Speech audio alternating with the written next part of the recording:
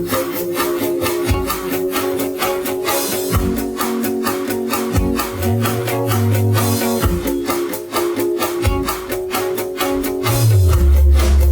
Vermont Association for the Blind and Visually Impaired, since 1926, helping Vermonters to adjust to vision loss.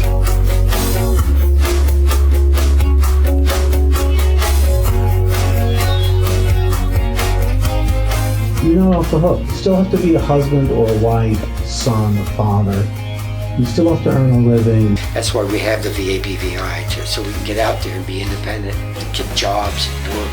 There are so many more things that you've got to do in life. The only thing you can't do is see them.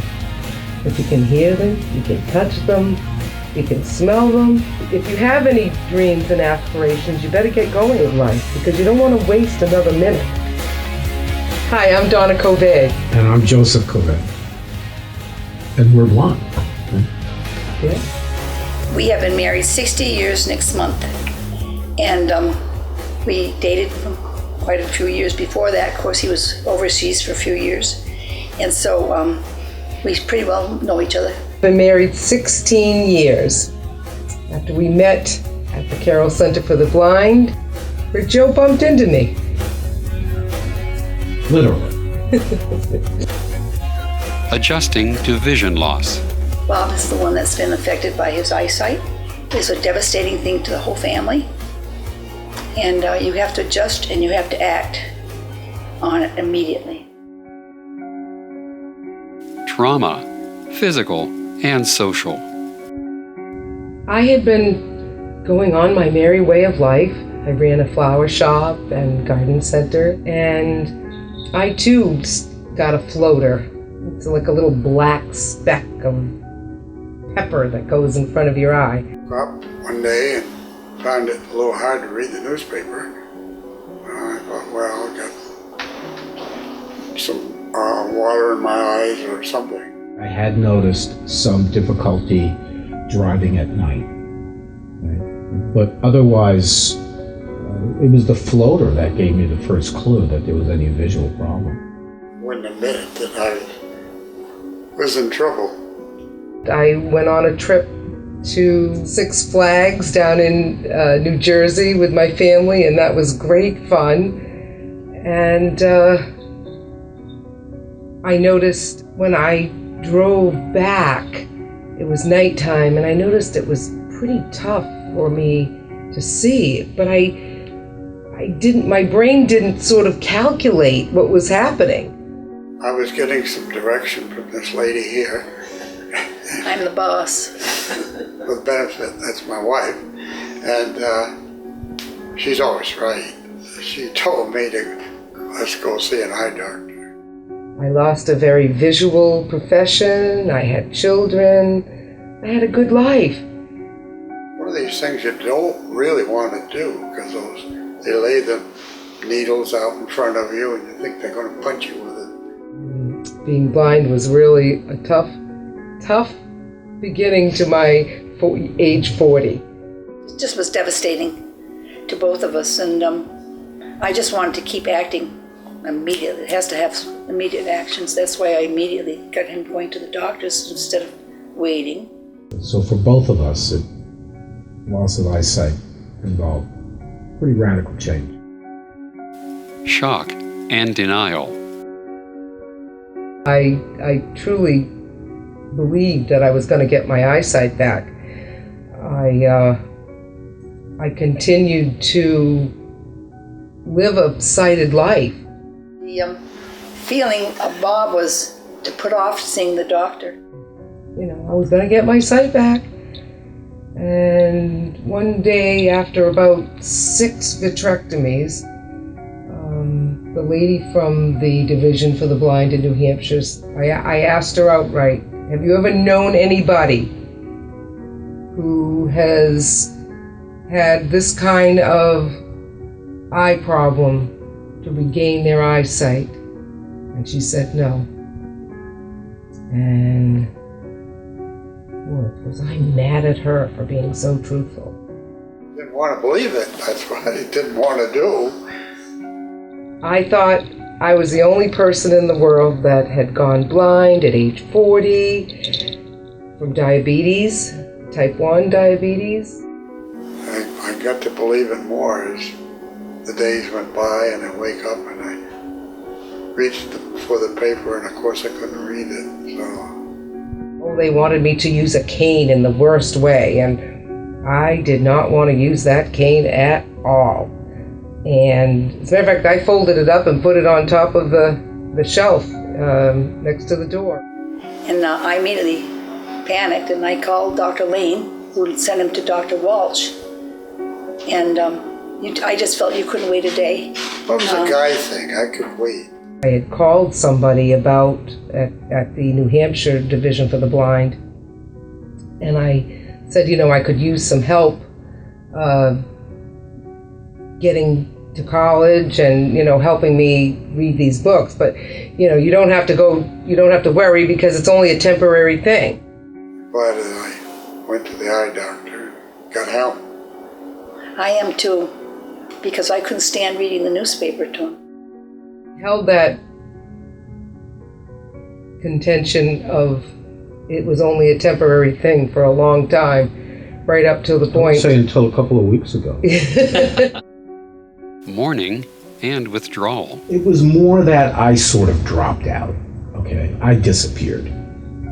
It's not so much that friends disappeared as that I disappeared.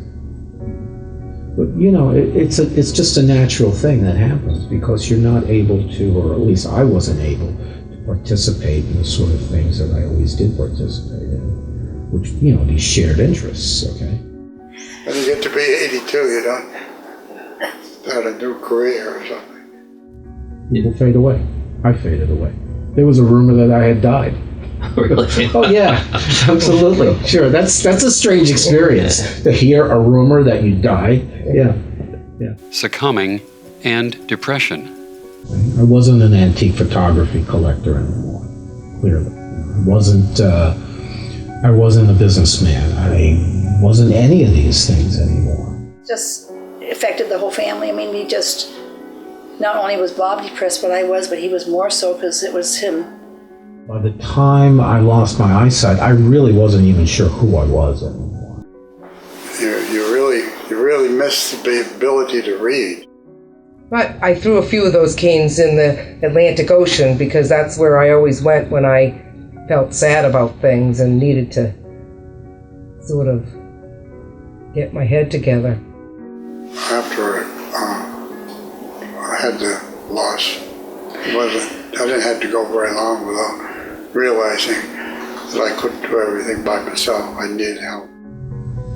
I look at blindness and I think, whoa, this is pretty profound loss for me and Jeff. But I hear so many times about others' profound losses. And I think to myself, I couldn't do that. I really couldn't do that. People say that to us all the time. Yeah. I couldn't do it. I couldn't do it. Might be 10 o'clock at night when Joe and I are ready to go to bed, and I'll say, I know why I wasn't myself today. I was just really mad about being blind and not being able to see how cute Ellie looked in her princess outfit. That was it. I felt really sad that I couldn't see those flowers that people were telling me about. I felt really sad about that. I felt really sad I couldn't see the sun as I was in the pool. So that I know that's why I was really sad today. Reassessment and reaffirmation. He said to me, this is it. You're not going to get your vision back. And I cried. I really cried. But then, on the way home, I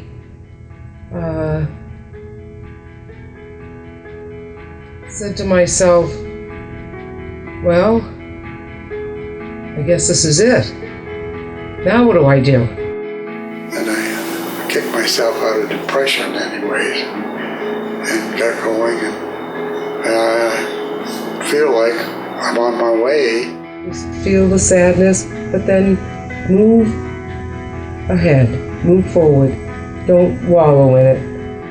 Look at yourself and say, okay, you're not the only blind person in the world. And you are blind, so you might as well just get over it and get going with life, because you don't want to waste another minute. If you have any dreams and aspirations, you better get going on them. And I was very fortunate that my dreams and aspirations were something that I can still do today, and I do it as my work. I work in the flower business. I'm a horticultural therapist. So I've actually found myself thanking God for making me blind and not something else. Coping and mobilization. It wasn't until I went out the door and fell on a stone landmark on my property and really got hurt badly that I said, well, maybe I should use the cane. We look like a pair of windshield wipers when we walk on the sidewalk.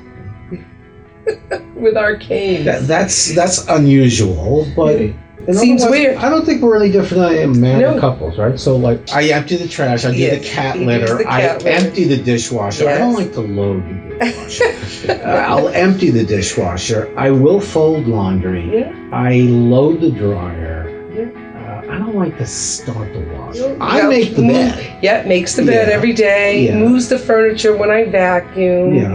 And pick up the cat really toys does, so we don't suck them up in the many vacuum things. cleaner. But, I'd rather Joe stay out of the kitchen anyway, to tell you the truth. Of course, when I cook, I didn't think about the lights. That was one thing I did have to get used to, was turning the lights on when it got dark for my children. And so I'm cooking away, and we're having a grand time, Joe and I, talking, and my son came home and he goes, Mom, all the lights are off. So that's when I realized, oh, poor Nate, this for him, it isn't quite the normal for him. Mm-hmm. And so I made an effort from then on to make sure I knew when the sun went down to turn the lights on, or just to try to have the lights on in general. But yeah, we do everything in the dark. Yeah. When we're together, honestly speaking, and I know you feel this way too, when it's just Donna and I here, we forget about being blind. Yeah. It's almost like it doesn't exist. It really, really is. Felt I had to cope with it. I had to cope doing the driving.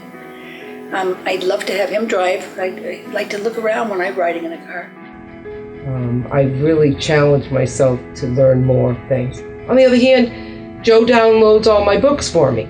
So, between the two of us, we can have the best of both worlds, having lots of new stuff out there. And there's so much help for people that if they didn't have the help, they would be like the old grandparents we used to have, sitting back and doing nothing, probably, and it just amazes me that there's so much help out there for the visually impaired. Because of being blind, I needed to find some other way to make a living, and one thing I determined I could do, or that a blind guy could do, is to go into psychotherapy, not as a patient so much as doing it, right? So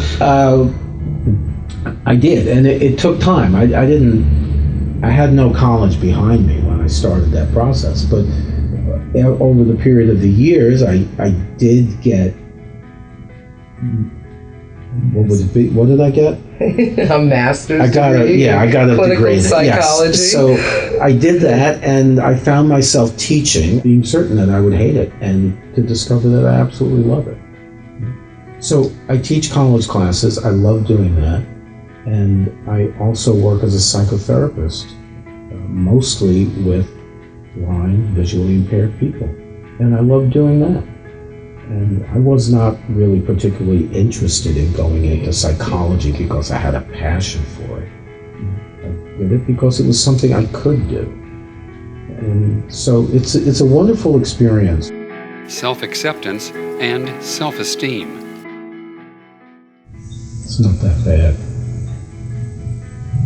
Yeah. Honestly, it's not that bad. As disabilities go, as those sort of things go, probably better than most. It's worked out well for me, actually. It actually worked out very well. I'd say I'm happier now than I've ever been, and that includes the period of my life when I had ordinary eyesight. And I don't know to what degree blindness has been a factor in that. But I will say that I think I'm of more use to other people as a blind man than I was as a sighted person. It's going to be okay. That's what I should have said to myself. But how would I know? So your eyes go. Most people lose their eyes. That's it. I really focused more on the things I could do, and there were a lot of them. It wasn't the end of my life. I still could do things. I honestly don't know what I would do now if I were not blind. If God came down and said to me, okay, you can redo your life and I won't make you blind this time, I don't know if I would say yes. Because I wouldn't have met Joe. I wouldn't have met the hundreds, literally, of people who have extended themselves to me and to Joe and to my family. I really owe her a lot. She's really been absolutely great to me. I don't know why, but she does. And I am very fortunate. I'm a very lucky person. Me too. Yeah. When Joe bumped into me, You had a better life. yeah, I got a better life anyway. I never thought you'd go for that. Well, I didn't know I'd have a better life. Well, I was always great to him. You got this guy here. I was gonna say, he loves you. He's just 20 pounds of love. Right? I'm the boss. For the benefit, that's my wife. Usually she has me wear a guide dog harness when we go out together.